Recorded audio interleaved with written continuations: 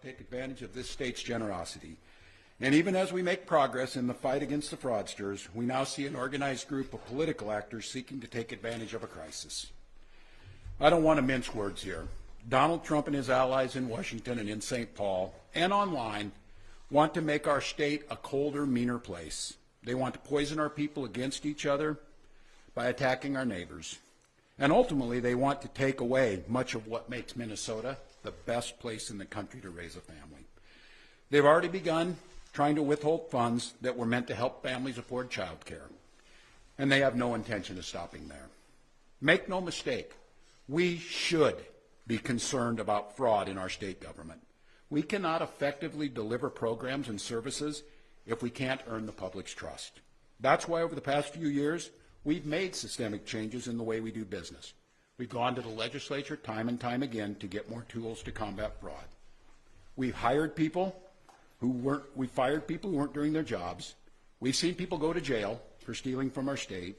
We've cut off whole streams of funding in partnership with the federal government, where we saw widespread criminal activity. We put new locks on the doors of our remaining programs, and we've hired a new head of program integrity to make sure that those locks can't be broken. All across this state, Minnesotans are hard at work on this problem. Advocates, administrators, investigators are on the front lines defending the integrity of our state's programs, and I want to give a very heartfelt thank you to all of them. There is more to do. A single taxpayer dollar wasted on fraud should be intolerable. And while there's a role to play for everyone, from the legislature to prosecutors to insurance companies to local and county government, the buck does stop with me. My administration has been taking fast, decisive action to solve this crisis. We'll win the fight against the fraudsters. But the political gamesmanship we're seeing from Republicans is only making that fight harder. We've got Republicans here in the state legislature playing hide and seek with potential whistleblowers.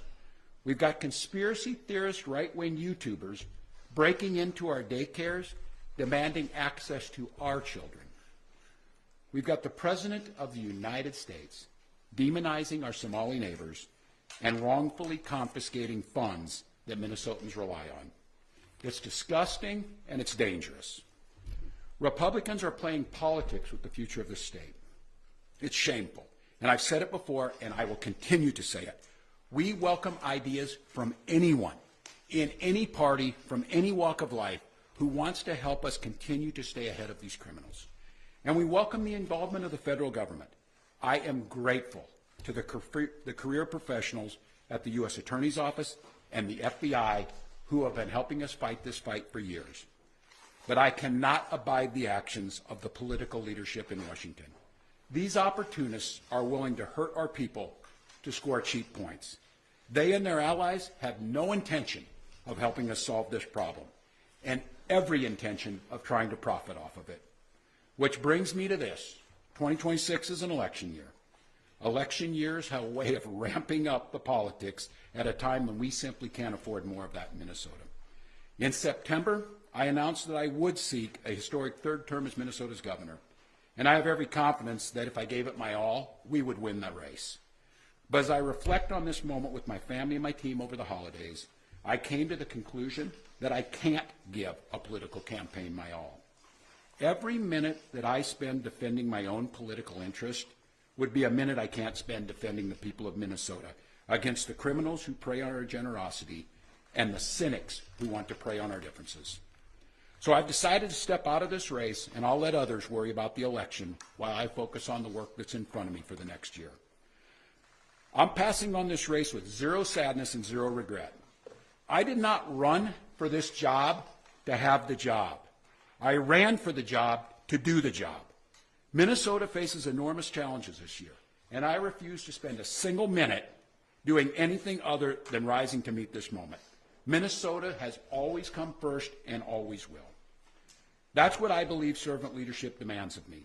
As an optimist, I'll hold out some hope that my friends on the other side of the aisle will consider what servant leadership demands of them in the moment. We can work together to combat against the criminals.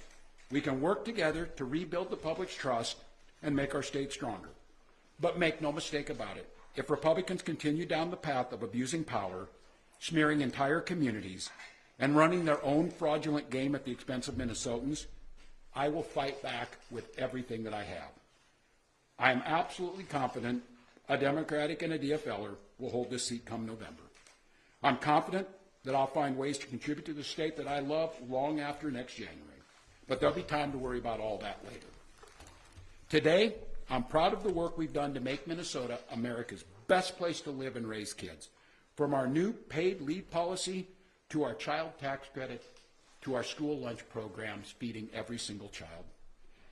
And I'm doubly proud of the incredible team we put together to make this vision a reality. I want to take a moment to thank every member of my staff, to every single state employee who has been part of this fight. Now more than ever, I need you on the job. I need you to help work together to tackle the important work in front of us. And most of all, I want Minnesotans to know how grateful I am for the opportunity to serve this state, for the privilege that I have been given to serve in this office. I'm on the job. I'm focused on making sure that we stay America's best place to live and raise kids. No one will take that away from us. I'm proud of the way we treat our neighbors. I'm proud of the way that we welcome people to this state. I'm proud of the way that we innovate. And I'm proud of the way that we are optimists for the future. No one's taking this away from us. Not the fraudsters. Certainly not this president. Not on my watch. Tomorrow, I'll be back with you. I'll give you an update on America's best paid family medical leave program that is now a week into it. And at that time, I'll take all your questions. Thank you all.